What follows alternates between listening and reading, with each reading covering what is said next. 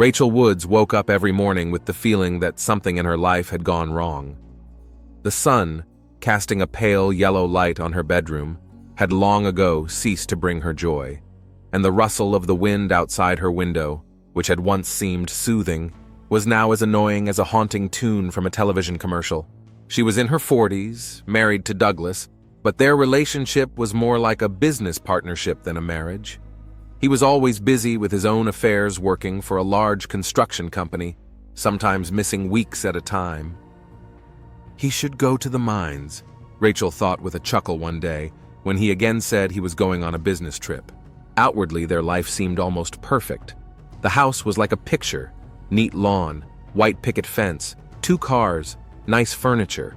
Even their dog, an old golden retriever, Lulu, as if on purpose complemented the image of the American dream. Except that dream, if it had ever existed, had long ago evaporated, leaving Rachel in the silence and boredom that deafeningly filled her days. She had a routine that she followed without much enthusiasm. Breakfast for Douglas, though he often ate on the go or skipped it altogether. A walk with Lulu cleaning the house. Rachel mindlessly twirled a rag around the kitchen surfaces, not thinking about what she was doing. Occasionally she went to the stores, but the shopping amounted to the same thing: groceries, cleaning supplies, and a couple of new plants for the garden.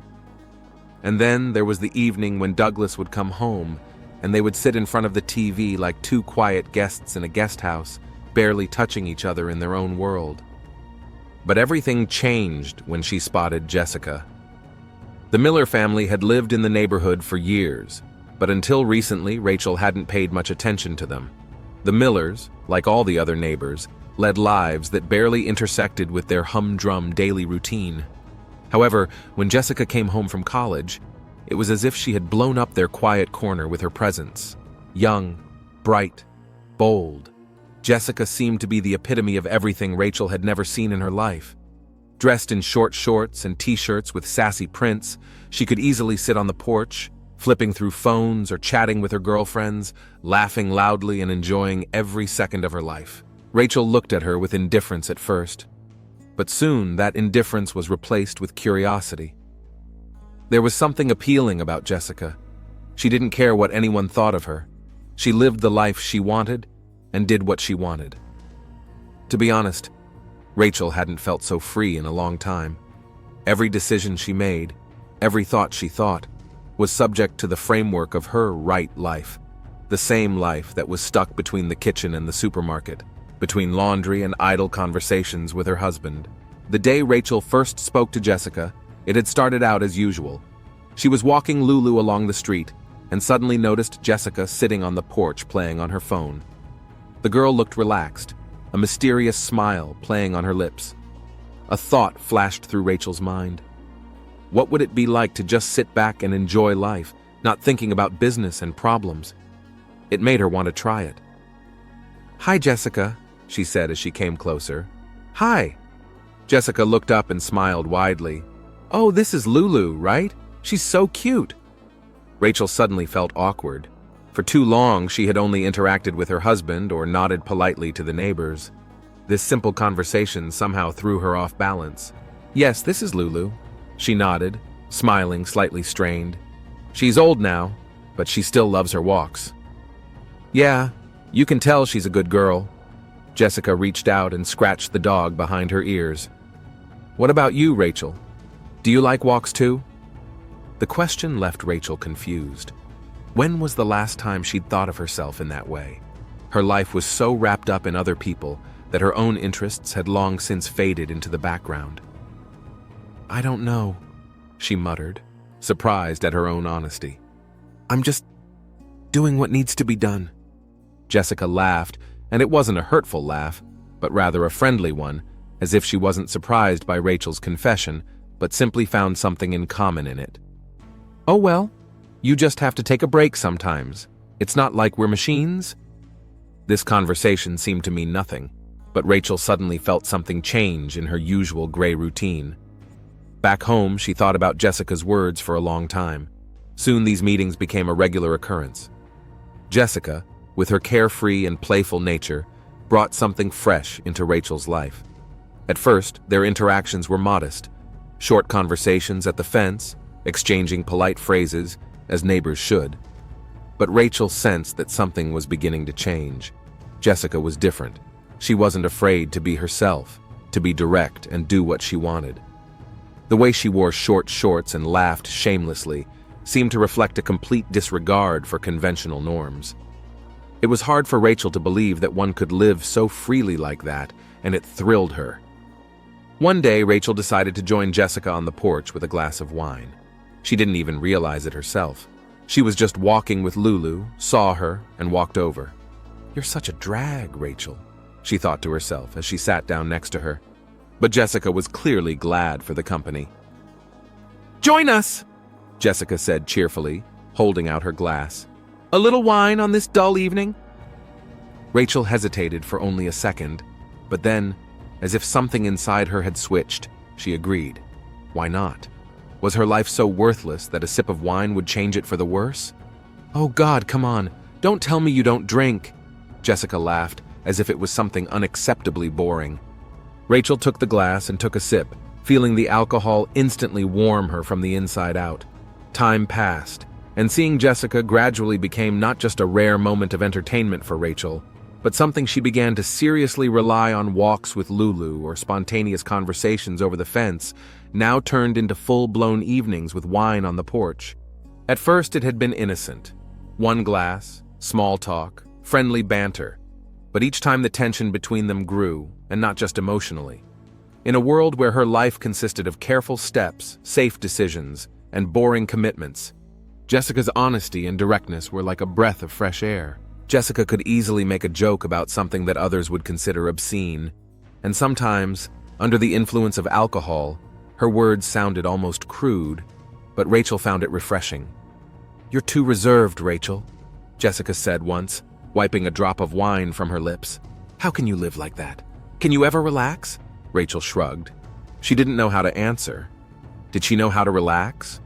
What was it anyway? The last few years had been so routine that she hadn't realized what it was like to just let go and not think about tomorrow. "I don't know," she finally muttered. "I guess I don't. So maybe it's time to learn?" Jessica grinned and took another sip of wine. She sat on the windowsill with her knees bare, looking completely at ease, as if everything around her belonged to her alone. Rachel felt a prick of envy. How could one be so free? These conversations gradually became more and more frank. Jessica started telling stories from college that sounded like adventures from another life. Drunken parties, relationships with different guys and girls, adventurous trips to random events from which she returned with new acquaintances and adventures. Rachel, sitting next to her, listened and laughed, sometimes nodding, pretending that her life was not devoid of such moments either. But somewhere deep inside, she realized that her reality was completely different. "What about you, Rachel?" Jessica asked after another glass of wine. "How's the sex going? You and your husband are generally, you know." The question was asked so suddenly and lightheartedly that Rachel almost choked on her wine. She was silent for a moment, not knowing what to say. Should she tell the truth or lie, like she did in front of her neighbors and friends? "Oh, come on," Jessica laughed. "I can see it in your face. Are things really that boring for you?" "Well, we're just..." Rachel felt her cheeks begin to burn. "It's hard to explain." Jessica leaned back and looked at her intently. There was something almost studied in her gaze, as if she was ready to take her apart to get to the truth. "Okay, let me put it another way." Jessica leaned forward slightly, her voice a little softer, as if she was about to confide a secret to Rachel. "Have you ever even no orgasm?" The question confused Rachel enough that she couldn't hold back a nervous chuckle. It was one of those awkward moments when you don't know whether to laugh at the absurdity of the situation or hide from the truth. "Honestly, no," she mumbled, her eyes downcast. Jessica was silent at first, then raised her hand sharply in surprise. "Are you kidding me? You've lived with that man for, 10 years, and you've never once..." "No, you're not." Jessica stopped short when she realized Rachel was telling the truth. "It's not that big of a deal," Rachel quickly added, feeling the awkwardness growing. but Jessica didn't seem like she was going to let it go that easily. Really? Her voice became a little more strained. Don't you even know what that is? Rachel blushed again. She didn't want to continue this conversation, but Jessica was too insistent. There was something in her eyes that could only be described as a challenge. Let's do this, Jessica said, getting up from the windowsill and sitting closer to Rachel. I can help you, right now. Rachel thought it was a joke at first, but when Jessica put her hand on her knee, her fingers were unexpectedly sure they slid over the fabric, lightly, as if testing how far to go the alcohol had done its work, and reality began to lose its clear boundaries. There was a strange silence in the room. Jessica! Rachel tried to move away, but her movements were slow and uncertain. Relax, Jessica whispered, moving a little closer. This is going to be like fun. Just relax and enjoy it. Rachel felt her pulse quicken. Her heart was pounding frantically as if protesting what was happening, but her body froze, immersed in a mixture of surprise and arousal. A thought flashed through her mind. This isn't right, is it? But the wine in that moment, when all frames of reference suddenly became unimportant, superseded logic. Her hand trembled as Jessica leaned closer, her lips touching Rachel's neck. The moment seemed endlessly long. A storm was raging in Rachel's mind, a combination of fear, guilt, and a sudden sense of complete freedom. It felt as if she had finally stepped out of the cage she had been sitting in for all these years. Jessica kept moving forward, touching Rachel with an unexpected tenderness that didn't fit with her usually defiant nature. But it didn't matter at that moment. All that was left was the two of them, in a world where nothing mattered except what they were doing now. Rachel was on the verge of stopping it, but she couldn't. For perhaps the first time in her life, she just let herself feel it. The connection between Rachel and Jessica had become something of a habit. What started out as a crush now turned into daily thoughts of when they could meet again. Every time Rachel opened a bottle of wine, her thoughts invariably returned to Jessica. The fact that their relationship was secret made it all the more poignant. But, as is often the case with forbidden things, things began to get out of hand. Jessica was becoming more and more bold. Where before she had been just a funny girl, now her behavior was more and more manipulative. She knew she had Rachel on the hook, and it seemed to amuse her. More and more often she was teasing Rachel, playing on her feelings, and sometimes even making sarcastic remarks. "You're so boring sometimes," Jessica said once, pouring herself another glass. "How do you even live with your husband for so many years? It's torture." Rachel grinned, but felt a prick inside. Yes, life with Douglas had become routine, but it was her choice. She wasn't used to complaining about her choices, especially in front of Jessica, who acted like she was allowed to do anything. Boring, maybe, Rachel shrugged, but at least it's stable. Stable? Jessica almost laughed. You live like a prisoner. Do you even like anything about your life? Maybe it's time for a change. Rachel didn't know how to answer. She knew Jessica was right, but it was annoying. A young girl who was barely 22 was teaching her about life as if she had a right to do so. "I don't think you're in a position to give me advice," Rachel said dryly, trying not to show irritation. "Oh, of course, Madame knows best," Jessica replied wryly, leaning back on the grass. "But look at your life, Rachel. You're not happy." The words might have been true, but it was painful to hear them come out of Jessica's mouth. Rachel felt anger slowly rising in her. How dare that girl say those things to her?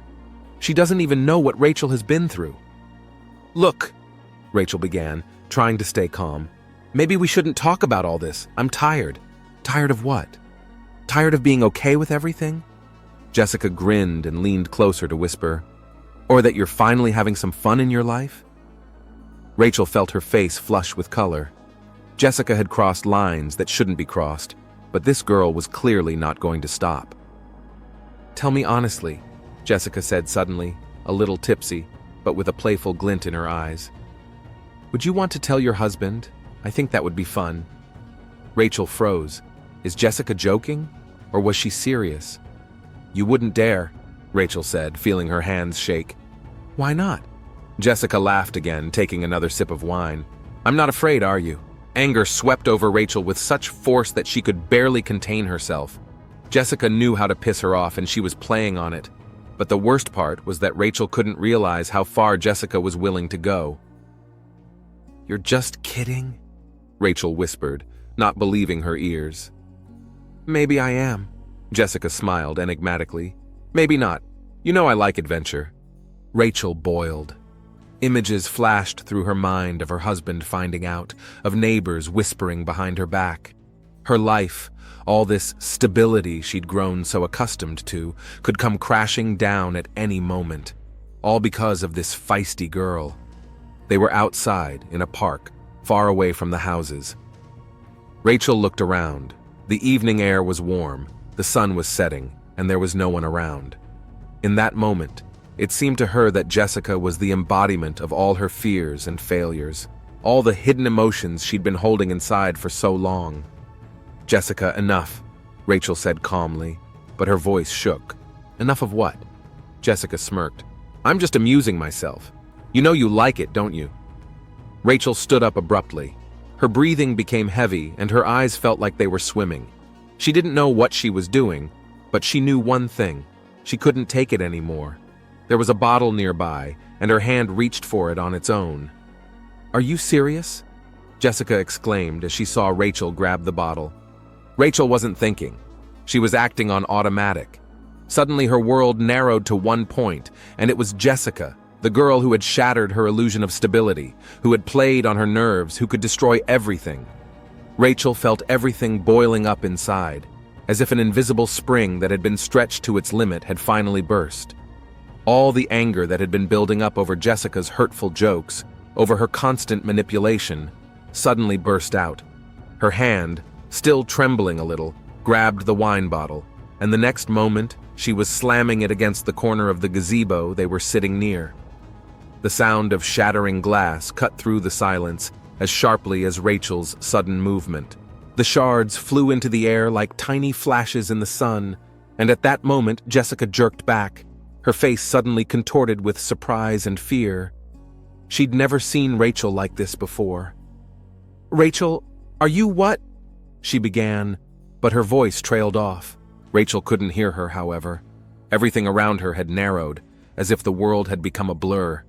It was as if all her actions were beyond her control, her body moving on its own. She stepped forward, gripping the bottle shard tightly in her hand, which cut her fingers coldly, but she felt no pain. The anger and frustration that had been building up all these months overwhelmed her, and the only way out was this action. "You ruined my life," Rachel whispered, not recognizing her own voice. She didn't remember when she'd hit Jessica. It had happened too fast. The shard of glass had cut into her flesh, slicing into Jessica's skin at the nape of her neck where scarlet drops of blood instantly showed on her pale skin. Jessica's scream filled the evening silence, but it lasted only a moment.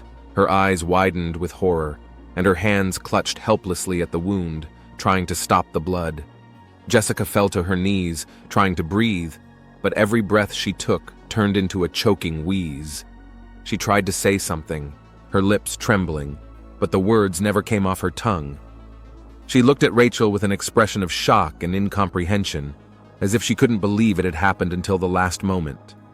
Breathing heavily, Rachel took a step back. The shards of glass were still in her hands, and she stared at her bloody hand as if she didn't realize what had just happened. The world around her was suddenly so quiet, as if the sounds had disappeared, leaving her alone amidst the spilled wine, the blood, and the faded sunset. Jessica staggered and fell on her side. Her body twitched several times before finally falling silent. Rachel froze, looking at Jessica's motionless body lying on the ground. White noise buzzed in her head, her mind not immediately accepting the reality of what had just happened. The air seemed thick and still. It was as if time had frozen, but soon her body was in motion, as if instincts had taken over from reason.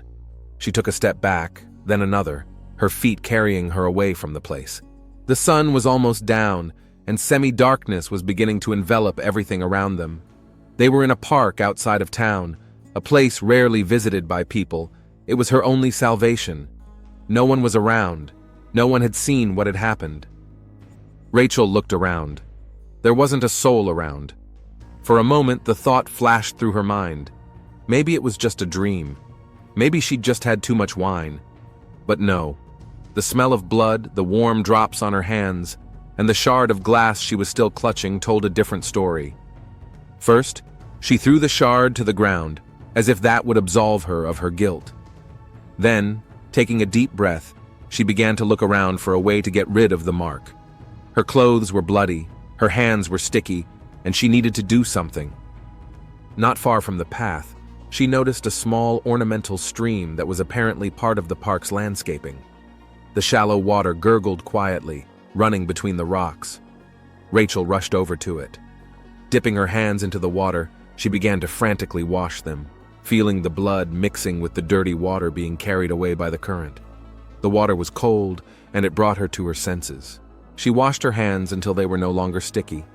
Then, looking at her soiled sleeves, she looked around, trying to figure out what to do next. The fabric was covered in blood, and if she came home looking like this, her husband would know right away. Rachel quickly pulled off her shirt, soaking it in the stream.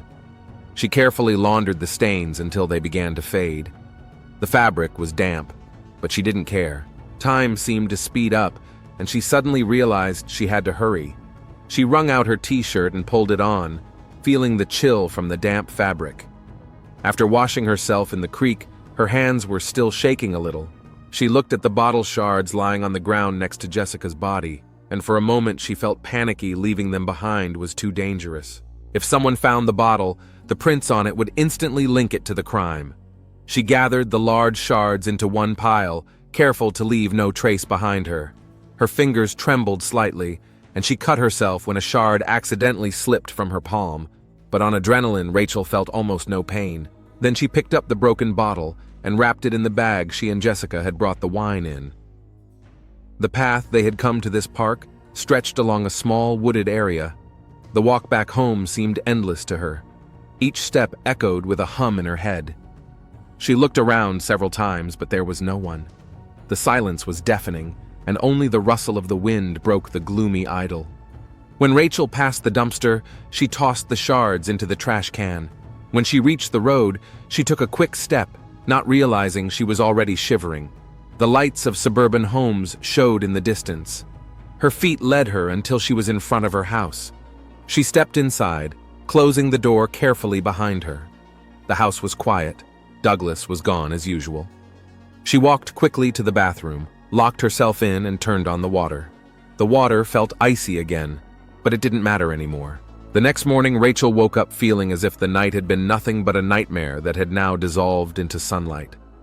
But when she got out of bed, she made her way to the bathroom and saw on the floor her clothes from the night before, the wet t-shirt and pants she'd come home in yesterday. Everything fell into place at once. The memories of the park, the shattered glass, and Jessica's scream slammed into her like a cold shower. Fear and guilt came up to her throat again, like nausea that couldn't be contained. She clamped her hand over her mouth to keep from screaming. How could she have done this?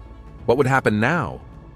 But staying in the bathroom, comprehending what had happened, made no sense. A dull realization swept over her that life had to go on. Even though time seemed to stand still, outwardly everything was still in place. Rachel picked up her clothes from the floor and shoved them into the washing machine. Without thinking about what she was doing, she added the powder, closed the door, and turned the machine on. She watched the drum begin to spin, and for a moment she imagined that she could erase the events of the previous evening the same way she erased the dirt from her clothes. But it was an illusion. Time passed, and Rachel forced herself to do what she usually did in the mornings. Lulu, their old golden retriever, was already lying by the door, waiting for her customary walk. Rachel grabbed her leash, pulled on her jacket, and taking deep breaths, went outside. She tried to concentrate on each step, breathing in the fresh air as if it would help her purge herself of her inner terror. The walk was familiar and routine. The dog dragged her along. Rachel followed, machine greeting her neighbors, who nodded back. Every time someone spoke to her, her insides froze. She was afraid someone already knew what had happened, but everyone seemed calm, and no one suspected anything. When she finished her walk, she returned home and started breakfast. Douglas was at work, and she didn't need to share the morning with anyone. Rachel fried eggs and made coffee, but she couldn't eat anything. Her stomach clenched with nerves, and the same thought kept running through her mind. What's next? To avoid thinking about it, she decided to go to the store.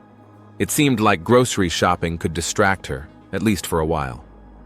Getting behind the wheel, Rachel felt her hands shaking. She drove, following a familiar route, hoping this day would go like any other. The store was filled with the usual routine: carts, checkouts, shoppers with cranky children. But despite his attempts to pretend everything was normal, thoughts of Jessica kept running through his mind. In every conversation with the cashier, in every look from the neighbors, it seemed like they suspected something. She was putting the groceries on the shelves when the phone rang. It was her neighbor, Mr. Hopkins, with whom they rarely spoke, except to exchange phrases over the fence. "Did you hear the news?" His voice was excited, too loud for the morning silence. "Jessica Miller has been found, died last night, in the park. Can you believe it?" Rachel froze for a moment. Her heart beat faster, but her voice remained steady. "Oh my God," was all she could squeeze out, playing the part of the shocked neighbor. "How did this happen?" "The police aren't saying anything yet. Someone found her body this morning. It's a terrible tragedy." Mr. Hopkins's voice shook with emotion. "Can you imagine? So young and just like that." Rachel did not want to continue this conversation, so she mumbled something inaudible, referring to urgent matters, and hung up the phone. Everything inside of her clenched. There were too many questions in her head. How had she been found? Who had done this? She felt on the verge of panic, but realized that panicking now was the worst thing she could do.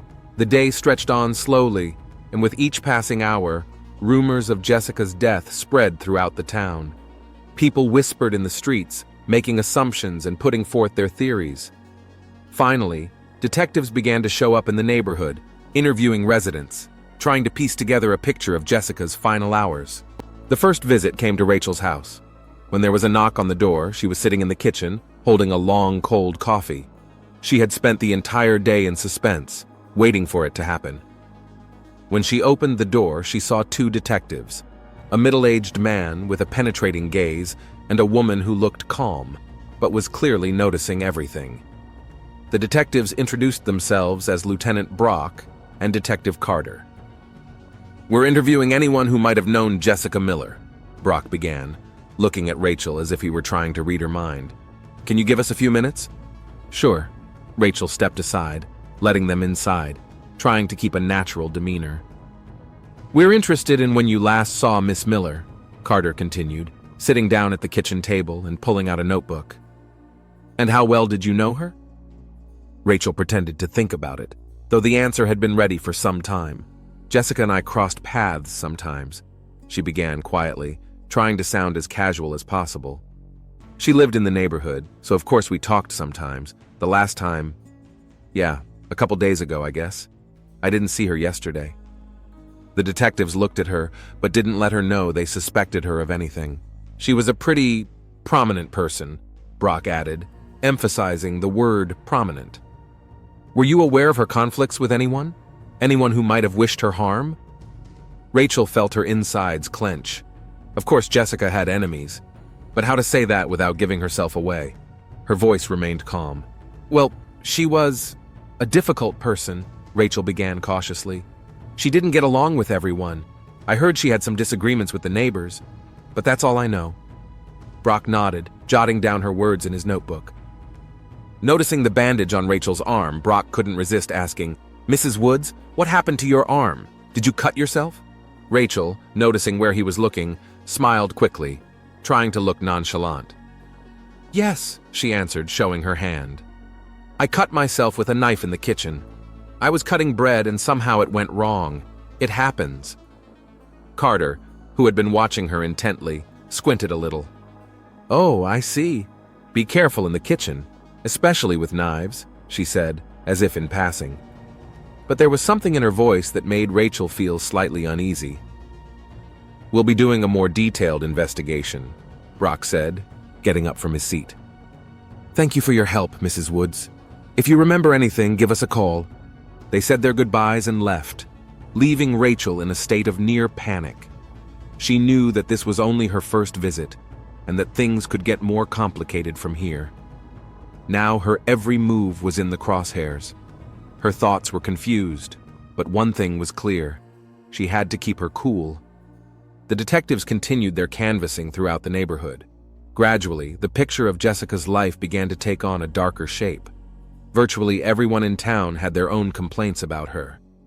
Mrs. Langton, an old lady from a nearby street, said that Jessica allegedly often threw loud parties that disturbed her sleep. Mr. Hopkins recalled how she once crashed her bicycle into his car and didn't even apologize. Several teens claimed she stole their bikes for fun. And these were just little things. Behind all these domestic squabbles hid much deeper resentments and grievances. "Fucking Jessica," said one interviewee. "She got on everyone's nerves. She didn't pay attention to anyone, did whatever she wanted, and then laughed in your face." The picture was becoming clearer and clearer. Jessica had made a lot of enemies during her time in this town, and that only made the detective's job more difficult.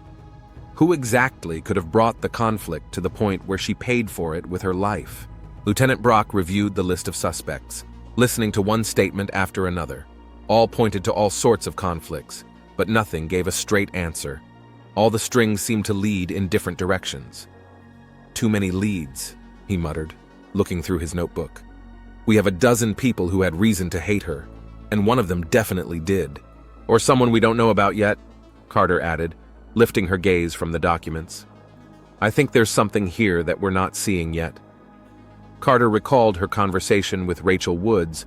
At first glance, she seemed too calm, too reserved for someone who had just learned of the death of a close neighbor.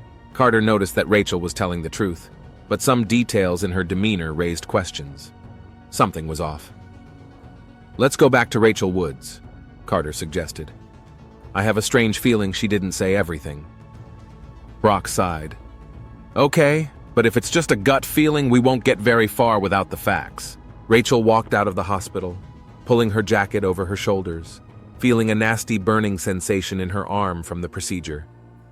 Her palm was now bandaged, but the shard of glass that had been causing her pain for the past few days had finally been removed. She hoped that would be the end of it.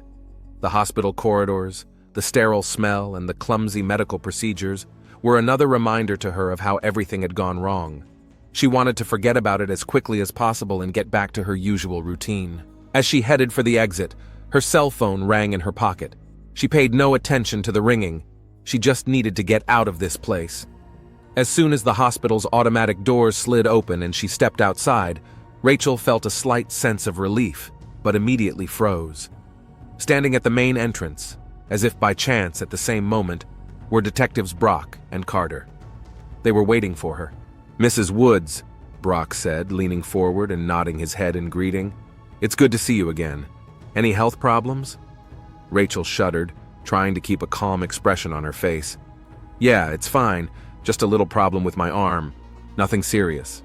Carter, as always, was a little more persistent in her observations. "Oh, is that from a knife? You mentioned you cut yourself a while ago. We were just about to ask you a few more questions."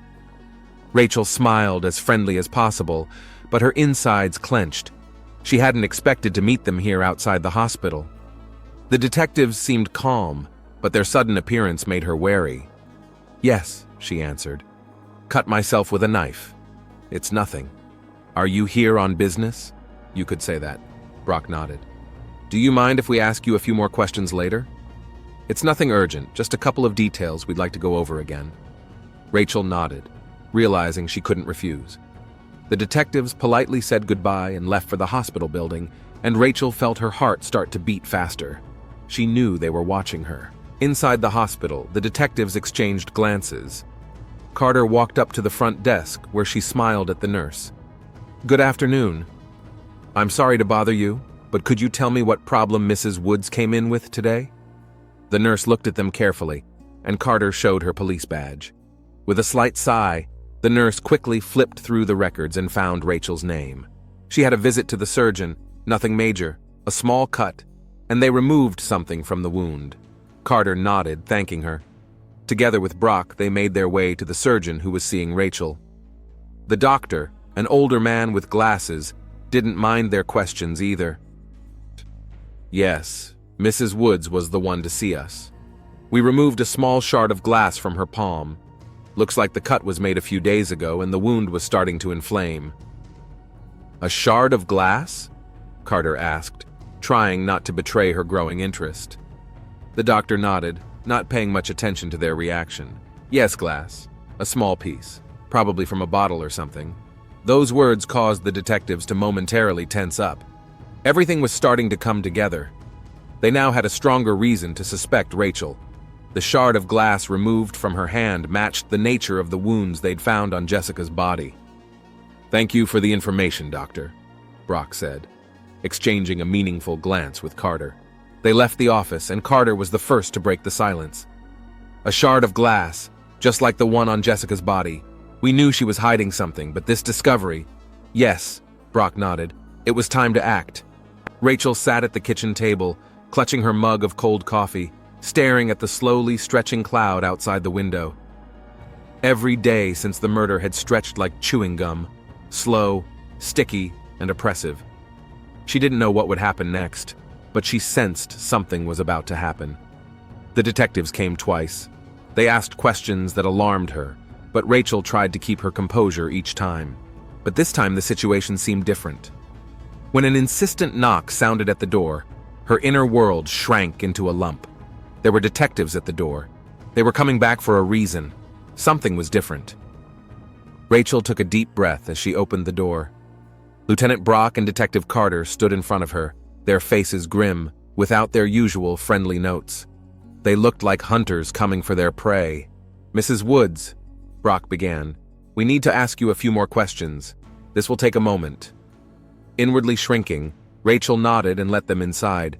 Her footsteps were heavy, as if she knew in advance that this day would be one not to be forgotten. They walked into the kitchen, and Brock sat down carefully on the chair opposite. Carter remained standing. The lieutenant placed the notebook on the table and slowly opened it. But before he began to speak, he looked at Rachel carefully, as if expecting her to speak first. "We found out that you were in the hospital recently," Brock began, stepping to the point. "Were you having trouble with your arm?" Rachel squirmed inwardly. She wanted to say something neutral, but a lump rose in her throat and her voice treacherously shook. "Yes," she said, averting her eyes. "My cut was inflamed. The doctors said it was a shard of glass, but it was nothing." "A shard of glass," Brock repeated slowly, as if considering her words. "That's curious, because Jessica Miller had glass wounds on her body." Those words cut into Rachel's mind like an icy dagger. Her heart beat faster, a rumbling in her ears. She tried to hide her emotions, but it was no use. Her fingers gripped the handle of the mug so hard she could have crushed it. "I don't know how it happened. I cut myself in the kitchen," she squeezed out without looking up. Carter leaned forward, her tone softer but no less threatening. "We checked your statement. The cut was too deep and uneven for an ordinary kitchen knife. Plus, the shard was too large for an accidental cut in the kitchen. Are you sure you don't have something to add?" Rachel felt the ground beneath her go away. She knew there was no point in lying anymore, but she tried to keep any chance of salvation alive. "Yeah," she began, trying to find the right words. "I did cut myself, but it was different.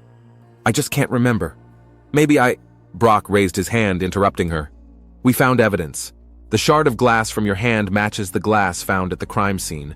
It's glass from a bottle of wine, Mrs. Woods, the same bottle that was used to fatally wound Jessica." Rachel remained silent, her hands still trembling as she realized that all her attempts to escape had failed. "We know that you were in a close relationship with Jessica," Brock added, looking at her carefully, "and that what happened was no accident."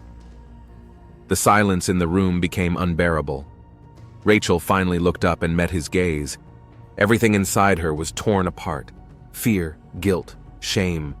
She couldn't hide anything else. She began in a shaky voice. "Jessica and I were more than friends." Carter nodded slightly, making no secret of the fact that this was no surprise to them. "Things had gotten out of hand. She knew everything about me. She was playing with me. Jessica, she threatened me." Rachel's voice was even quieter, almost inaudible. "She said she would tell my husband everything, ruin my life." Tears began to gather in her eyes. She tried to hold them back, but they rolled down her cheeks treacherously. I don't know what came over me. It was like a blur. She was just talking and laughing, and I picked up the bottle. I broke it.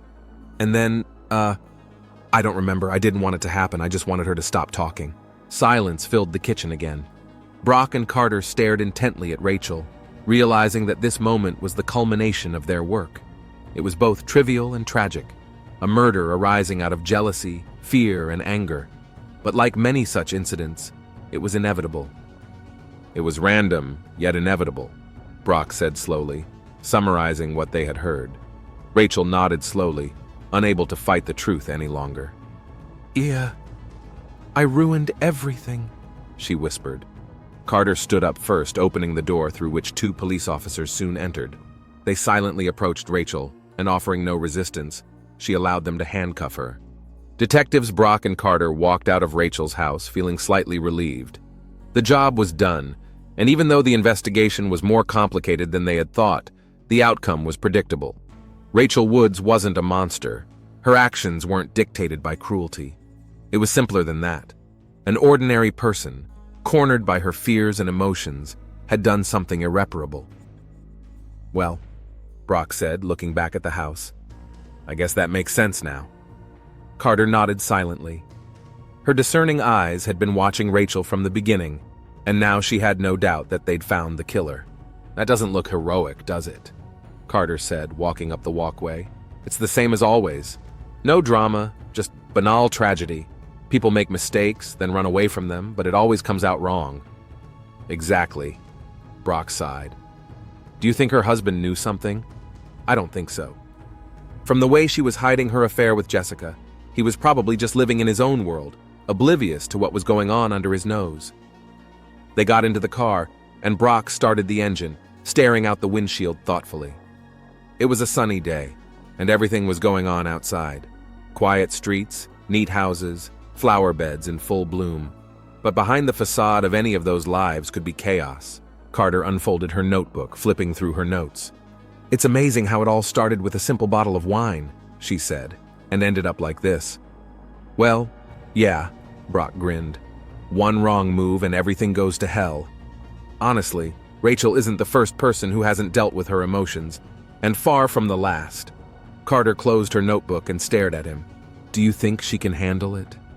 After everything? Brock thought for a moment, then shrugged. Who knows? She's broken. And people, when broken, rarely recover. But I think she was lost a long time ago, even before all this. Jessica just sped things up. He shifted the car into gear and they drove away, leaving the Woods house behind them. The engine rumbled quietly, the sun was already high in the sky, and ahead was an endless string of cases that awaited them in the department. Carter stared out the window, reflecting on how often people hid secrets behind their facades that could destroy everything if they came out. Jessica had been just that, a destructive force that had pushed Rachel to the edge with her mere presence. In another world, perhaps things might have turned out differently, but this was their real world, where accidents turn into tragedies. Let's go back, Carter said, feeling slightly tired. We need to finish the report. Everything else is not our concern anymore.